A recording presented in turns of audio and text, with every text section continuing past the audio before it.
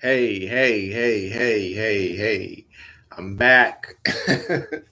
Been kind of busy getting ready for Christmas and just started the new job and all. So, I don't have as much time as I had this summer to read 8 hours a day, but got an off day and getting ready for Christmas. It is December, what is it? The 17th. One more be Christmas Eve. Hope to relax myself.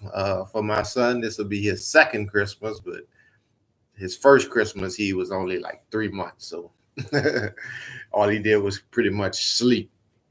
So, hey, first Christmas, got a few presents, got a tree. The tree is right there. Um, the tree? Okay. Looks nice in here too when it gets dark at night and I plug it up. Looks nice.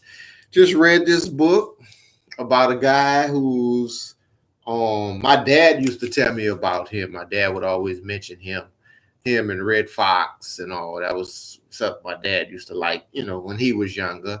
But you really don't hear much about this guy anymore. His name is Flip Wilson. You know, read the book. I had no idea that he was from Jersey City. I didn't know too much about him. I didn't know that he had four kids, by one lady.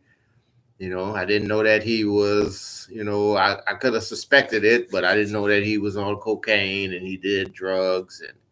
And, all I really knew about was the Geraldine character that was real famous. That they made a song, What You See Is What You Get. That's an old song they made in the 70s. The Geraldine character that he played is like the it's like the seed it inspired when you see Tyler Perry and Wanda, Jamie Foxx for the younger people. He played a girl named Wanda. Most of the black comics have played drag, most of them. I think Dave Chappelle was the only one that didn't do it, you know.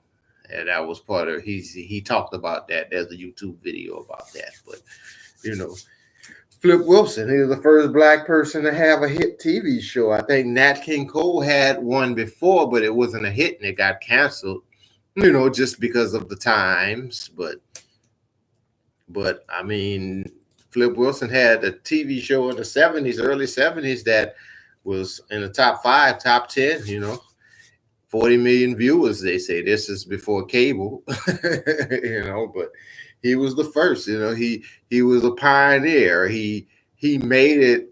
It was a quote in the book where he said when he was telling jokes, there was only about 4 or 5 black people on TV. Now there's like hundreds of them. He paved the way for that because Richard Pryor was a little too, he was too risque at the time, and Nat King Cole and them was a little too old in the 70s. So he was the perfect guy to kind of make that way. And another thing that's really funny about him is that Geraldine had a boyfriend. She always called him Killer.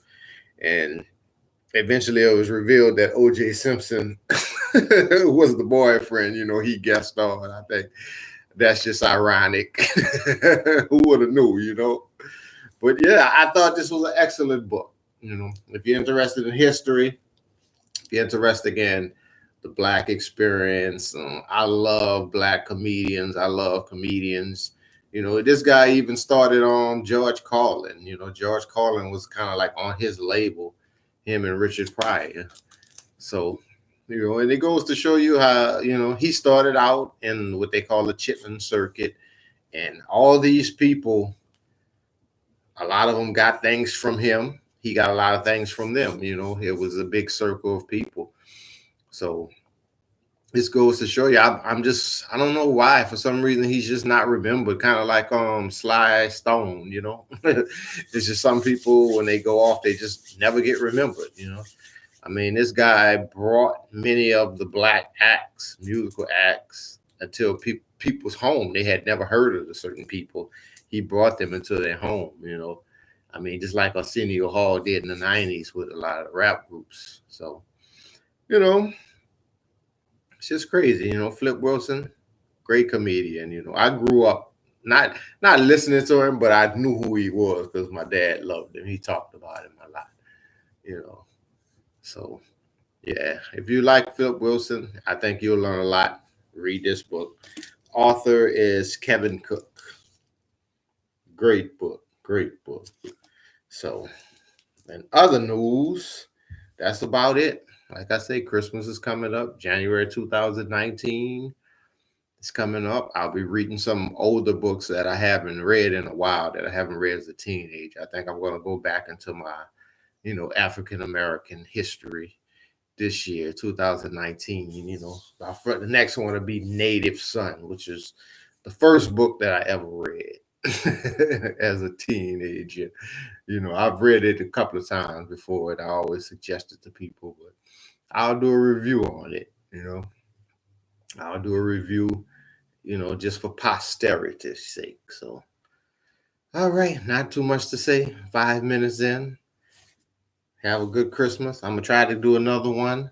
I've been reading a William Faulkner book called Absalom, and it's just real deep. So, and those books that's really, really deep, is hard for me to do on reviews on them. So, but I'll see y'all later. Peace.